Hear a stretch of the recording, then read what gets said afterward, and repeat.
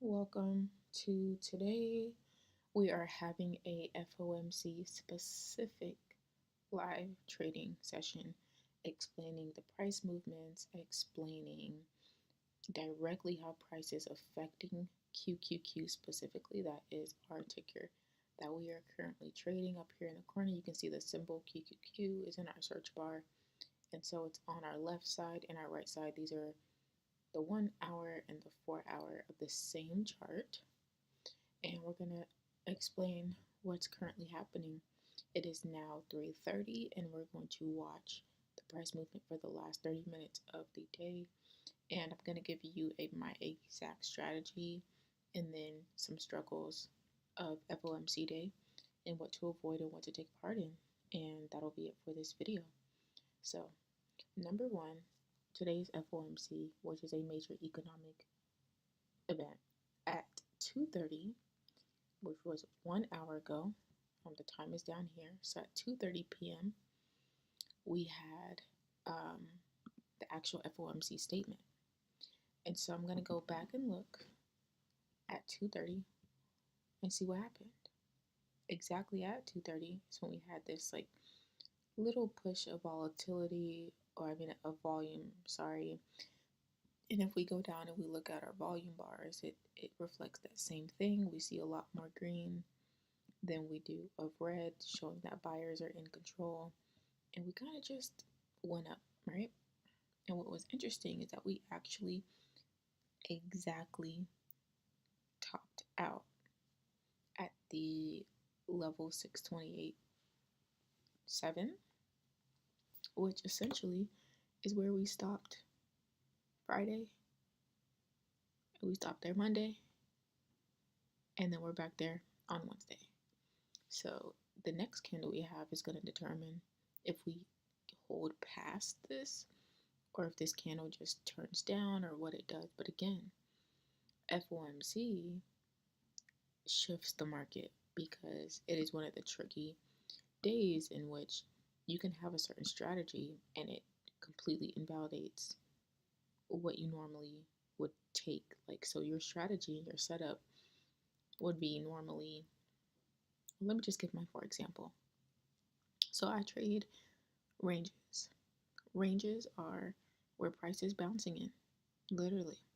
So all these lines are where price has bounced between in the past. So for example, really have to zoom out a little bit, but let's say this line here, 625.7 and 636. Price has bounced between these levels back here in October. We can see down here it says October. So we can see in October, November-ish, it was bouncing between those levels for quite some time. So I would trade when it either rejects back, like it goes up and rejects back. Let me just draw it. It would have gone up and I'm taking the rejection down, or when price comes back down and I'm taking the rejection back up to the next wall. So I trade in between the walls. Now, the reason I can do that is because I'm a scalper. As a swing trader, you probably would not want to be trading that. You'd probably want to be trading the breakouts, because that's where a lot of the long-term volatility happens. But a range bounce during the day can happen, and I can, get that without, the whole day having to go. So now let's look over. Let's put that back on the 4 hour. Oops. And so with my exact strategy, right, I know I have this alarm here to let me know, hey, if price comes down from this level, take that rejection. Hey, if price comes up from this level, price bounces back within these boundaries, to take my price back in the center, right? And take my profit back in the center. But during FOMC, something can happen to where it's supposed to come down and it never does. Like earlier, we had this candle come down and we were so close. We were literally less than $1 away and we never came down. Normally, our normal volatility would allow that to happen, and we would take our boundary up. But we never even came down. We actually stayed on this key level that I already had. And now we're bouncing to the next side. But what can happen is instead of it bouncing down, it can go through. So there's just a lot of different things that can happen, and it just takes extra precaution um, with being able to trade FOMC. So that's my exact strategy and what I do. I don't trade the breakout. I trade the rejections that come back into the, like, go towards that next wall. Those are called reversals. So I take reversals in between bounces. And so the one thing about my strategy, just to break it down a little bit more, is that my strategy is like, let me break it down this way. I was watching a YouTube video and it gave me an analogy. If you think about the Bible, Solomon was a king, but he had 13 personal advisors, like priests, and he had treasurer, and he had all these different advisors to help him be the king. And then not only that, he had like hundreds of different servants that helped him to fulfill his work as a king. So if you think of your strategy as the king, that is the center of everything, right? Nothing moves without the king, right? My strategy is these boundaries. Hey, if it doesn't come to this alarm, I don't care. I'm never clicking a button. If it doesn't come down to this alarm, I'm never clicking a button. The reason why these don't have lines is because they're too close together. And so I left them so I can know my key levels, but I'm not actually using them because, I mean, technically I could have used it today, right? It would have came down. I would have said, okay, it's going to come through, and I would have taken this, but I would have had to exit at this boundary because that's where it's showing me. My next wall is at 625, and I started at 623, but that's not big enough of a gap for me to want to trade an A. That's like a B plus setup. For me, an A plus setup is something $2 or more, and this is literally $2. So technically today it did bounce farther, but I wouldn't have been able to take that anyways because I'm supposed to exit here. So what I'm now waiting for is a bounce on here to take to here when it retests. That's what I'd be waiting for. So in that case, these lines, right, are my king. Like, those are the things that I literally cannot trade without unless these alarms hit to let me know that my lines have hit, so I don't have to look at the charts all day. Like, I literally come back and, like, it comes to my email, and so this alarm will go off. It'll come to my email. It'll say, hey, your price has gone through 636.6. That tells me come to the chart, and if it doesn't break through and it tries to reject, then go ahead and enter. But again, this is the king. This is the center of everything. If it doesn't, like, that's my strategy. My strategy is these ranges.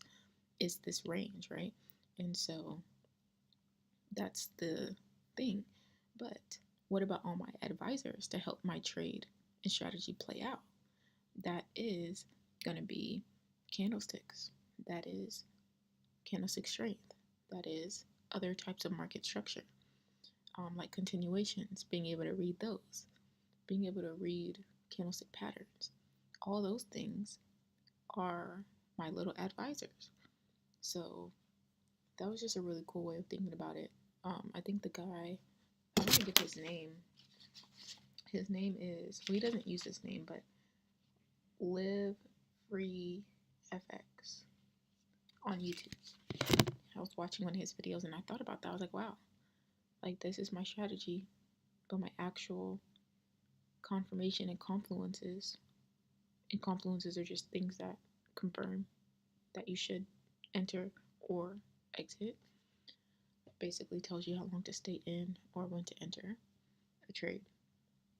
And what that basically taught me is, like, if these lines never get hit, there's a reason to stay really strong in your strategy because your strategy is the only king. So what I would do before, and I'm saying all this to say the psychology part of it's very important, because what I would do is I would say, oh, this candle, like, let me zoom in for you, right? This candle at one point was completely red. Think of it like wherever the wick was, there was once a body. Wherever the wick is, there was once a body. Okay? So if I am here and the previous candle was red, and I already have my alarm here, it's telling me this is my strategy being alerted. This whole thing was red at one point, and it was pushing down quite strong. And this candle, previous candle, moved about $2 in the whole hour. What is that? We got ATR, average true range, which is how much your stock moves that on that time frame in that amount of time. So here it's QQQ is right now moving $2.30 per hour, and it's moving $3.40 every 4 hours. Right? And the higher time frame, the higher you go up on our time frame, I'll show you the 1 day is now $9.31, right? And so what happens is that because this was moving at, a really low ATR, I'm like, okay, that's fine. But the next candle moved super fast. It moved the same amount plus more in like 30 minutes. And so that's like, oh my gosh, it's picking up volatility, time to enter. Well, I would have got completely flipped, as you can see, right? Because it never actually held below. But what I'm trying to say is that this guy's video really helped me mentally visualize why hitting my key level is so important. Because the key level is the king, right? The strategy, the boundary, my strategy is king. Nothing happens without the king. But it did hold strong, right? This candlestick strength was a good confluence. But unless the king says so, nothing can be done. Candlestick strength, candlestick patterns, other strategies, other knowledge I have only applies after the kings have said so, after my strategy has said so. So that's one thing I really like, is that really remembering the reason why you don't enter without your strategy is because everything else is literally a confirmation, but there's nothing to confirm if your strategy is not in place. If your strategy is currently not in play, if this line has not been hit, I don't need to be paying attention to any volume, any other market structure, any other candlestick pattern, any other volatility, any other anything, because it doesn't matter. It literally doesn't count, and it doesn't matter. Same thing here, right? You could have said, oh my gosh, I'm gonna just draw it for y'all, right? Oh my gosh, the price came up to this level, it's gonna push higher, volatility, let's go.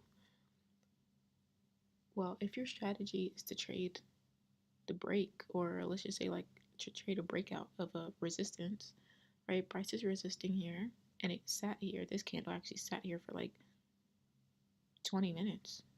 Like it came up and it just like sat here and just went up and down right here, right?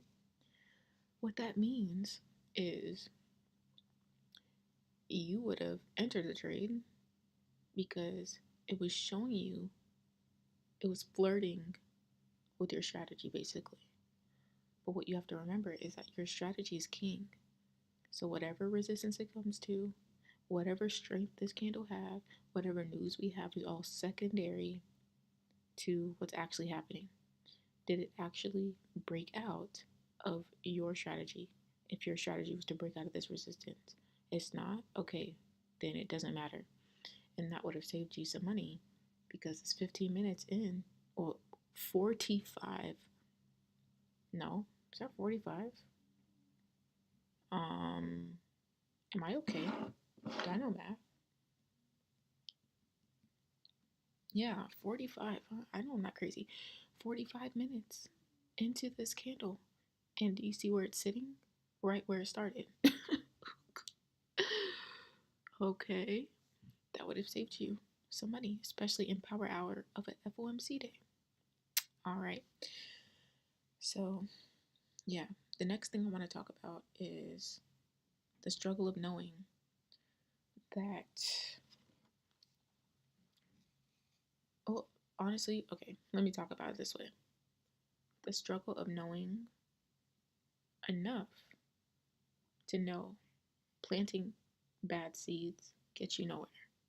So, breaking the rules. I'm going to remove this now, but breaking the rules, not abiding by your strategy, not using your time frames that you've already set for yourself, going and trading 15 different strategies that you're not supposed to be trading because they worked in the past, right? All those bad habits get you nowhere. But I also don't know enough to get over my current hurdle of my current challenge. So you struggle because you know enough to know that planting bad seeds and bad habits get you nowhere. And also, you've proven that doing bad seeds gets you real bad damage because they only reinforce bad habits. So if you enter here, what that does is that says, hey, yeah, I might take a loss on this, but it doesn't reinforce you doing the right thing. You know what does reinforce you being able to wait? Is actually waiting. That's what gets you to the part where you can actually be waiting on your trade. Like today, I did a live stream earlier. It was extremely valuable. Definitely recommend go watch it. And I talked about that I was going to be paper trading going forward. That's one of my commitments to myself because all of it is fully in detail in that video. So I'm going to be paper trading for multiple reasons. And you might want to watch that video if you've been thinking about paper trading or you've been thinking about changing your strategy or thinking about getting more evolved into trading. You might want to watch that video. You might hear some things that you've been thinking in your head and get an answer based on what I've been thinking about. But in that video, I talked about that I'm paper trading. But because of this strong push on FOMC and me knowing that this anchor is here and it pushing $2 is nothing compared to its normal price action, that because again, our ATR right now is low and it's $2, that could easily be a hit, right? What it's telling me, well, this is not $2. What I'm saying is that it's about $8. But what I'm saying is that if there was a $2 push in this direction towards somewhere where I know price already wants to go, then I would be inclined to take it. And I told you guys I took out money, I took out everything from my account. I decided to commit to paper trading and I almost put money in my account to enter somewhere here. Would have been out every single cent, every single dime, every single quarter. But guess what? I didn't. I need a round of applause in the comments, bro. I need 2 rounds of applause in the comments because I didn't. Guess what? That reinforces a great habit within me. And that's also why I like making these videos because now I can say it. I can fully feel proud because I could have came on here and I wouldn't have lied. I would have said, guys, I wasn't able to make it next time. Next time I'll try better. But no, I was able to not do it and to cut a habit that I've been doing all the time. I love chasing a trade, but I talked about that in my previous video. I'll let you watch that. But that's just an example of it, right? Putting money in my account when I know I'm not supposed to, and trading just because there's money in my account. When it doesn't even, it don't got. Do you see my alarm up here? My alarm down here? Do you see any price close to any one of the 2 alarms? Why would you be putting money anywhere into any account for a $2 push? Because it could push $2. Like that don't have nothing to do with you. So I'm very proud about that, and it's reinforced a great habit within me. And that's just an example, right? But I'm saying not knowing enough, like in limbo, which is like between two things. struggling of knowing enough to not plant bad seeds and knowing enough to know that, adding money to my account when I'm not supposed to be trading anyways is a bad habit, but not knowing enough to be over the hurdle already. See how I still struggled with it? See how I still tried to put money in the account and then I was able to just like, stop,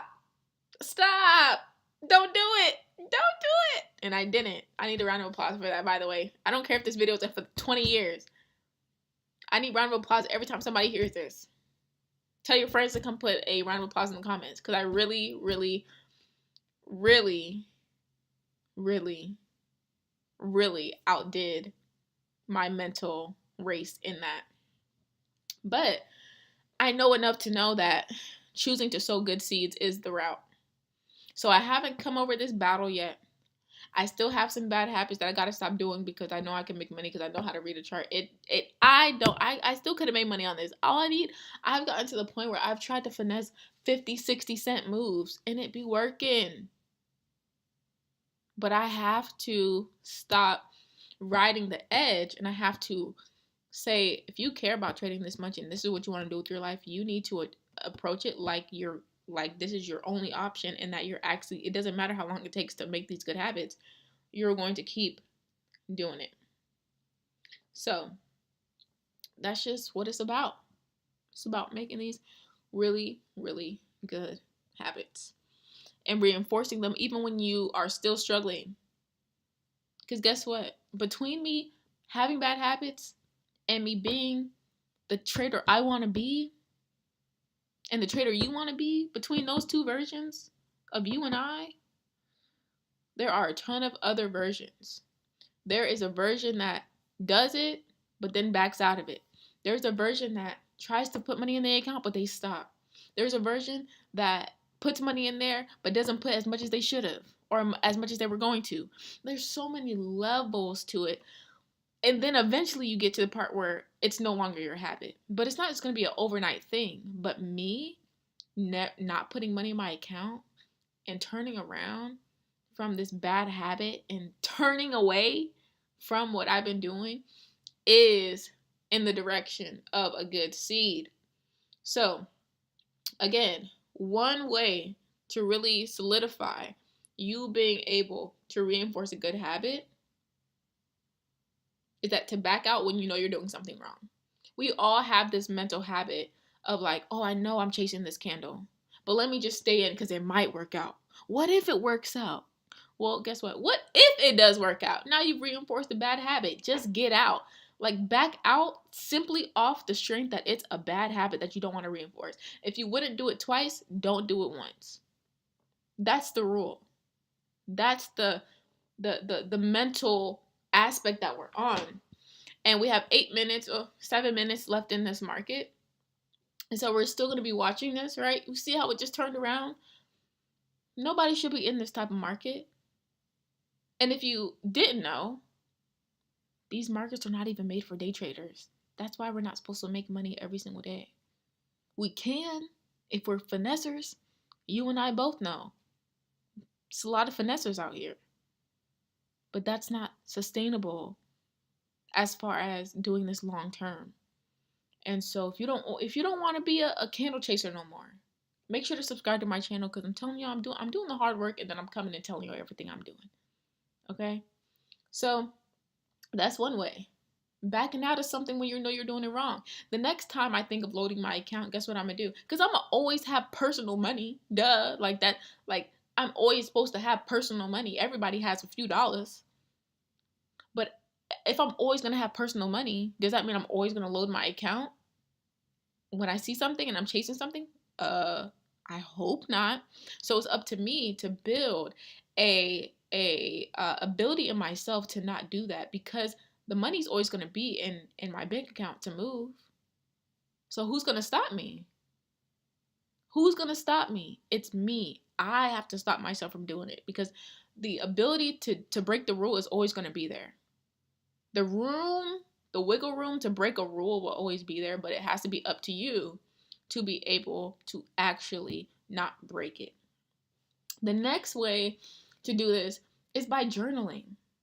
Now, I didn't trade today, so this video and my previous video that I made earlier, They're both going to be up on my channel. The first one's already up. And if it's not already processed, because it was a little bit longer, if it's not already processed fully, it'll be up. But I made it today as well, December 10th. And this video will serve as my journal. That video will serve as my journal. But when I actually do take a trade, journaling is a really great way to reinforce a good habit. So it's because you have to write out what you did, write out what you're doing, write out your strategy, write out why you broke it, write out why you did, and it just reinforces all the good habits and it exposes all the bad habits. Plain and simple.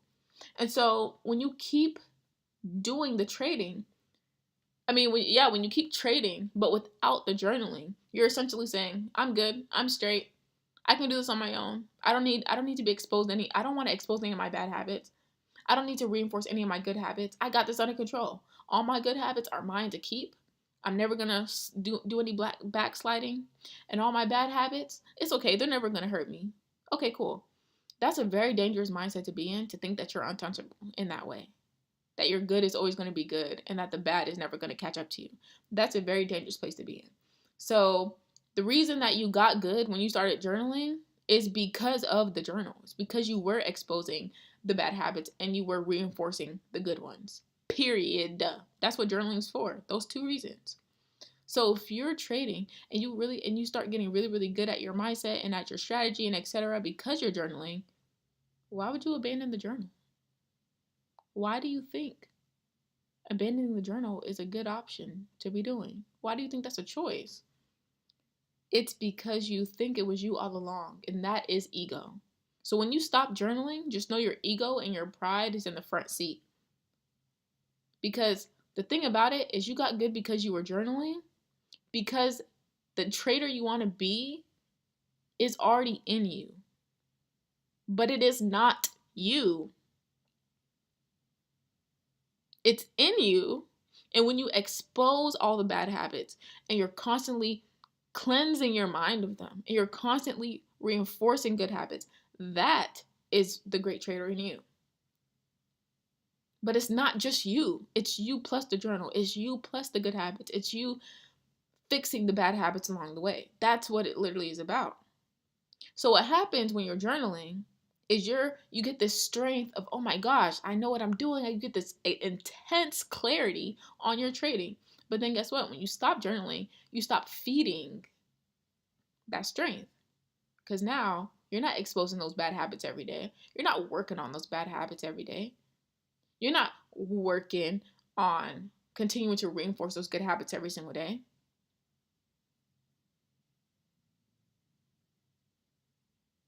So you're literally now riding on the strength of something you're no longer doing. So you feel that immense clarity and that immense strength when you're journaling. And then for a week or 2 weeks or 3 weeks after, you still are riding on that strength. But guess what? It's going to eventually die. Because the strength was from the journaling. It's not from you being this perfect human. It's because you were putting in the work.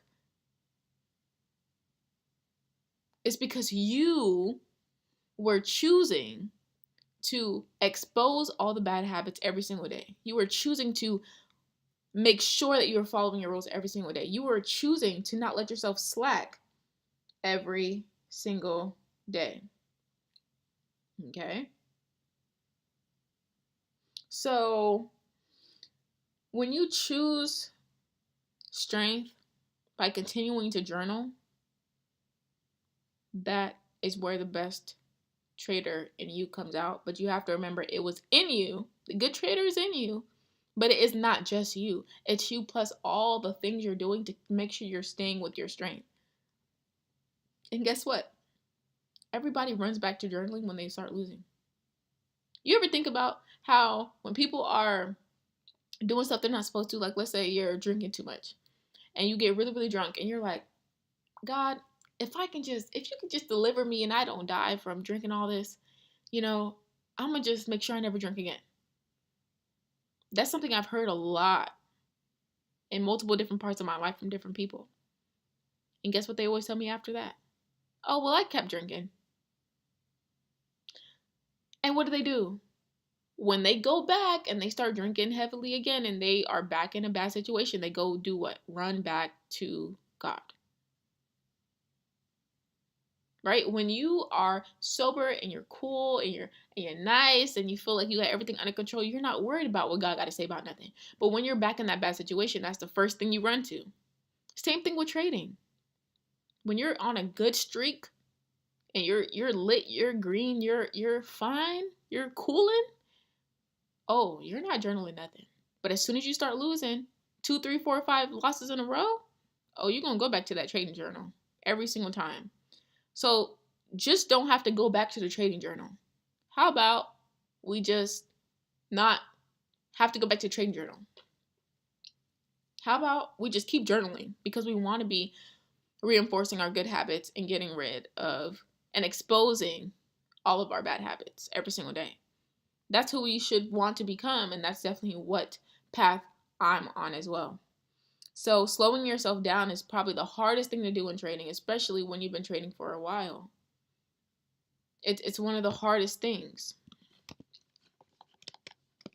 because you feel like, dang, I've been trading good. I kind of know what I'm doing. I feel like I've been in this for a while. But to go back to paper trading after years of trading is hard. I'm not going to lie to you. Not loading my account today after letting myself do that for so long is hard. Giving myself an honest look in the mirror and saying, yeah, you know how to trade, but it doesn't matter because the skills you have are covered in a ton of bad little habits. You know what you're doing. No doubt about that. But if you want to make this sustainable and long lasting for a lifetime, oh yeah, you want to dig underneath a little bit deeper and make sure that your psychology is all cleaned up and make sure that you're becoming the person by doing the things like journaling, like backing out of bad decisions every time you see you're making a bad decision. Those small little steps you make every single day is what's going to make me profitable long term and not just in the short term. There's a deeper level to profitability that I'm now reaching. And it's going to come through me actually taking the hard step to slow down, go back to paper, get rid of that. I talked about in my previous video that the dopamine trap of beginner traders. You need to go watch that full video because that was insane. It's so true though. And yeah, so the market is now over. This is NQ, which is a NASDAQ futures. So yeah, it's gonna keep running for another 2 hours or another hour, and then it's gonna close for maintenance and open back up. But that was it for today. So I can end today saying, you know, I almost did. Oh, it's because I don't have my whatchamacallits on. Let me just put them on real quick. But you know, I almost did load my account, but guess what I didn't do? I didn't load it. Now, in a year, I'm gonna watch this video back because I definitely plan to do that. Subscribe if you're interested in even watching that type of stuff. I'm definitely going to make reaction videos to my live trades in the future. And you know, like a year down the line, like December 2026, I'm definitely going to, here it is, December 2026, I'm definitely going to make reaction videos to these, and I'm gonna say, girl, you used to struggle with putting money in your account and chasing candles? What even is that? Like, I'm gonna forget. I'm gonna forget about this part of my journey, but it's okay. It's okay. I'm not even too worried about it. So anyways, that's it for this video. I hope that you guys thoroughly enjoyed